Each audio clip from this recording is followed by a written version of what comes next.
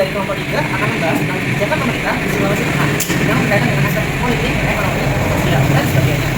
Sebelumnya mohon maaf lahir dan batin. Nah, ini Bapak Izin, Kakak Bawa Museum Mangkung, Kakak Balai Karim. Mohon maaf agak kebisingan karena kami sedang ada di pantai, sedang berlibur dan mudik. Saya Ibrahim Sanjani, NPM terakhir nomor 19. Kalau saya Perkenalkan, nama saya Muhammad Yandan Agung, nilai 145.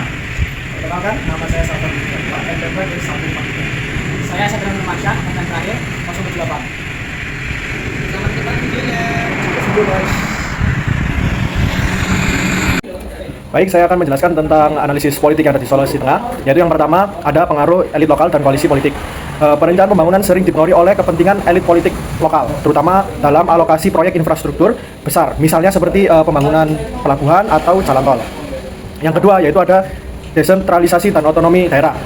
Kebijakan desentralisasi memberi kewenangan besar kepada pemerintah daerah, tetapi kapasitas birokrasi yang terbatas menyebabkan inefisiensi dan korupsi.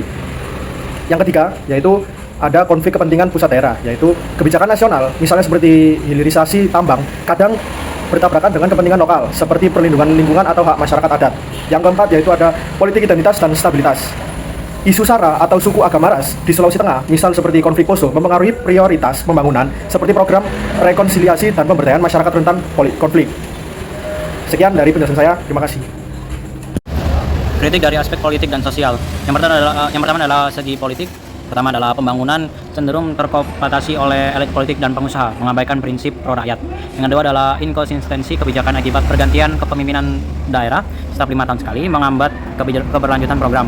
Contohnya ada proyek KEK Morowali dinilai lebih menguntungkan investor daripada masyarakat lokal. Yang kedua adalah segi sosial. Pertama adalah pembangunan berorientasi pertumbuhan ekonomi, mengorbankan keadilan sosial dan lingkungan. Yang kedua adalah program pengentasan kemiskinan bersifat charity based, bukan pemberdayaan struktural. Contohnya itu program bedah rumah pasca bencana tidak diikuti dengan peningkatan akses ekonomi jangka panjang. Perkenalkan, nama saya Sadran Nurmansyah. Saya akan menjelaskan bagian saya, yaitu analisis sosial. Yang pertama, ketimpangan sosial dan partisipasi publik masyarakat pedesaan dan kelompok marginal suku laut kita sering terlibat dalam perencanaan pembangunan. Proses partisipasi dalam musrenbang, musyawarah perencanaan pembangunan masih simbolis, terutama di daerah terpencil.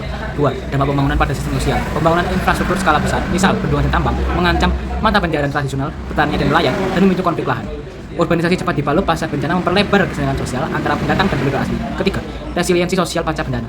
Rencana pembangunan pasca gempa 2016 cenderung fokus pada rehabilitasi fisik tetapi kurang memperkuat jaringan sosial dan psikologis korban. Keempat, budaya dan kearifan lokal. Pembangunan pariwisata sering mengabaikan kearifan lokal, misal pengelolaan hutan adat, sehingga berpotensi merusak sistem sosial tradisional. Ya, baik, saya akan menjelaskan tentang kebijakan-kebijakan di Sulawesi Tengah. Ada 3, yaitu rencana pembangunan jangka panjang daerah 2005 sampai 2025 yang berfokus pada penguatan infrastruktur dasar yang berbasis sumber daya alam seperti pertanian, perikanan, pertambangan, dan peningkatan kualitas SDM. Targetnya adalah untuk mengurangi kesenjangan wilayah dan kemiskinan. Selanjutnya, yang kedua, RPJMD, Rencana Pembangunan Jangka Menengah Daerah 2021 sampai 2026.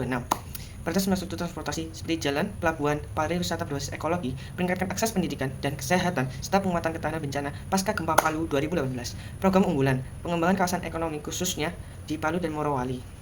Yang terakhir, RKPD, Rencana Kerja Pemerintah Daerah Tahunan, implementasi teknis RPNJ dengan anggaran tahunan seperti pembangunan jalan Trans Sulawesi, rehabilitasi daerah berdampak bencana, dan program padat karya.